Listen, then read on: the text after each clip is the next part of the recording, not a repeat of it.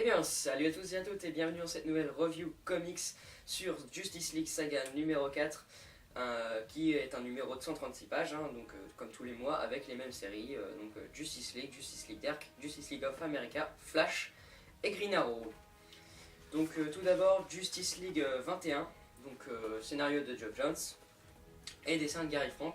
Donc ce mois-ci, Shazam ne se contente pas juste d'être un backup, c'est un numéro entier sur Shazam. Ce qui est une bonne chose vu que les backups étaient vraiment très bons. Donc voilà. Alors ce numéro va tout simplement nous raconter la conclusion de l'arc qui était construit en backup sur Shazam. Donc ça va être l'affrontement final entre Shazam et Black Adam. Et faut dire ce qui est, il est très très bon ce numéro. C'est vachement bien écrit. On a vraiment une conclusion très intéressante. Franchement j'adore. En plus de ça, les dessins sont sublimes, voilà, comme vous pouvez le voir. Franchement, c'est un très bon climax, très bien orchestré au niveau des scénarios et des dessins. Donc pour moi, Justice League 21, une vraie réussite. Voilà, franchement, j'aime beaucoup le personnage de Shazam. C'était un personnage que je connaissais pas du tout, je connaissais rien à son univers. Et Geoff Johns me l'a fait découvrir et franchement, je regrette pas, c'est vraiment une belle surprise. Franchement, Shazam est vraiment très très bon et franchement voilà, pour moi Justice League 21 est une vraie réussite, donc je vais lui donner ma note de 4 sur 5 parce que voilà, c'était vraiment un très bon numéro, très bien écrit et très bien dessiné. Ensuite je vais passer à Flash numéro 20, donc scénario de Francis Manapoul et Brian Buccellato et dessin de Francis Manapoul. En termes de dessin, bon là je vais me répéter comme tous les mois sur Flash. C'est magnifique, voilà, c'est tout simplement sublime. Manapoul a un style qui va parfaitement à la série. Franchement, voilà, j'ai que ça à dire. Les planches sont sublimes, le découpage est très beau. Enfin voilà, c'est incroyable. Et ensuite, en termes de scénario et d'écriture, c'est vraiment très bon. Franchement, l'arc qu'ils mettent en place avec Nega Flash est vraiment très intéressant. Donc voilà, comme l'indiquait le mois dernier le numéro de Flash, Flash va tout simplement se mettre à la recherche de Kid Flash. Parce qu'il a découvert que la personne qui tuait les personnes qui avaient fait un séjour dans la Force Véloce avait un éclair et utilisait la Force Véloce. Donc Flash a pensé que Kid Flash avait une implication là-dedans, sauf qu'il va se rendre compte que pas du tout. Et donc son ennemi est loin d'être Kid Flash. Et pendant ce temps-là, Nega Flash continue de tuer les personnes qui ont développé des capacités suite à leur séjour dans la Force Véloce. Donc franchement c'est un bon numéro qui est bien rythmé, qui fait avancer l'histoire. Franchement j'ai bien aimé. Voilà, la relation entre Kid Flash et Flash est vraiment très bien écrite. C'est assez marrant à certains moments. Donc voilà, franchement Flash numéro 20, un très bon numéro. Donc pareil que Justice League 21, 4 sur 5. Parce que c'est un bon numéro servi par de très beaux dessins. Donc voilà. Flash est une très bonne série, voilà. Ensuite, Justice League of America numéro 4, scénario de Geoff Johns et dessin de Brett Booth ce mois-ci.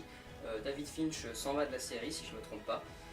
Et donc c'est Brett Booth qui le remplace ce mois-ci avec des dessins plutôt sympas. Brett Booth c'est pas le meilleur dessinateur qui soit, il a un style très mainstream, voilà, moi personnellement j'aime bien, ça reste plaisant. Après bon, je pense que l'encreur n'est pas vraiment, ne l'aide pas beaucoup parce que j'ai vu des crayonnés de Brett Booth et franchement c'est très très beau. Et après quand on a un rendu final, c'est moins beau que ces crayonnés, donc je pense que l'encreur ne rend pas service à son travail. Mais après je vous dis vraiment, c'est vraiment des dessins qui restent agréables à voir, même si moi personnellement je préférais le côté sombre et tout que David Finch avait instauré avec cette série. Donc voilà, un peu déçu mais ça reste quand même plutôt beau. Et ensuite en termes de scénario, donc on a toujours la Justice League of America qui cherche à tout simplement arrêter la société des super vilains. Et donc grâce à Catwoman qui s'est infiltrée, ils arrivent à localiser leur QG et se rendre sur place, donc on aura le droit à un affrontement, etc. En plus de ça, on a un cliffhanger qui est assez, bon personnellement moi j'y crois pas, je pense pas qu'ils vont faire ça, je rentre pas dans les détails, mais moi j'y crois pas, mais après c'est assez étonnant comme cliffhanger. Je me demande comment ils vont, je me demande ce qui va se passer le mois prochain, donc voilà, plutôt réussi en termes de cliffhanger et un bon numéro qui se laisse lire. Donc pour moi, Justice League of America numéro 4, ça sera un 3,5 sur 5. Ensuite, je vais passer à là pour moi la meilleure série du mag et une des meilleures séries New 52. Green Arrow numéro 20, un gros coup de cœur cette série, je l'attendais vraiment pas et là depuis le numéro 17 c'est une vraie claque cette série. Que ce soit donc le scénario de Jeff Lemire ou les dessins d'Andrea Santino, tout est incroyable. L'écriture est rythmée, c'est hyper, c'est très bien écrit, on a voilà, des personnages hyper intéressants, un Oliver Queen vraiment très bon, enfin franchement voilà, l'écriture est juste incroyable. Le numéro va nous raconter tout simplement la suite de l'affrontement entre Green Arrow et Komodo. Donc voilà, encore une fois on a des pages sublimes d'Andrea Santino, enfin voilà, la mise en page etc est vraiment incroyable, la couleur aussi, enfin la colo est très belle aussi, enfin franchement voilà, Green Arrow 20 c'est incroyable, vraiment incroyable. En plus de ça, on commence à comprendre un peu mieux les débuts de chaque numéro où on voit Green Arrow tout simplement perdu en plein désert. On commence à mieux comprendre et franchement la fin du numéro, encore une fois, vous donne qu'une envie, c'est d'être le mois prochain et d'avoir la suite. Donc franchement Green Arrow 20, ça sera la note de 4,5 sur 5 parce que c'est une tuerie cette série et franchement merci Urban de l'avoir mis dans le magazine, c'est vraiment une excellente série. Voilà pour Green Arrow 20, un gros coup de cœur pour moi. Et enfin, donc, je vais passer à la dernière série du mag, c'est tout simplement Justice League Dark 20. Donc scénario de Ray Fawkes et Jeff Lemire et dessin de Michael Janin. En termes de dessin c'est vraiment beau, il y a des planches très très réussites comme celle-ci. Je trouve que Michael Janin a un style qui va parfaitement à la série, donc c'est plutôt cool. Après voilà, donc on a Flash qui fait une apparition aussi, donc voilà, c'est plutôt sympa. Après en termes d'écriture, donc on a un nouvel arc qui commence, les cauchemars sont libérés et attaquent la ville. Donc voilà, chaque membre de la Justice League Dark doit se débrouiller tout seul. Et Flash arrive à la rescousse pour les aider, donc franchement c'est un bon numéro qui est bien sympa. Le cliff est aussi très réussi, il nous annonce une révélation très intéressante, voilà, le nouveau méchant a l'air plutôt cool.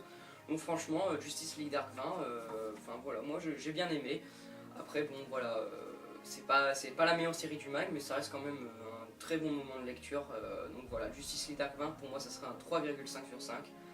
C'est une bonne série qui vaut le coup, donc voilà, vraiment sympa. Moi personnellement j'aime beaucoup le côté sorcier et tout de la série qui est peu commun dans le genre super héroïque, et donc franchement c'est très intéressant. Donc voilà, pour moi Justice League Dark 20, 3,5 sur 5, donc en soi un bon numéro. Donc voilà, j'ai fini la review de ce mag, un mag très bon, franchement pour moi un indispensable. Si voilà, sur l'univers de DC en général c'est vraiment un mag qu'il vous faut. On a vraiment de trop bonnes séries pour faire l'impasse sur ce magazine, que ce soit Flash, Green Arrow, Justice League qui sont vraiment très bons. Après on a Justice League Dark et Justice League of America qui sont de bonnes séries. Donc franchement, moi je vous le conseille, franchement voilà, achetez-le, prenez-le, lisez-le, c'est vraiment un très bon magazine. Vous ne ferez pas d'erreur en le prenant. Voilà, donc j'ai fini pour cette review sur Justice League Saga 4. Moi en attendant je vous dis à la prochaine pour une review comics sur Batman tome 3. Voilà, à plus tout le monde.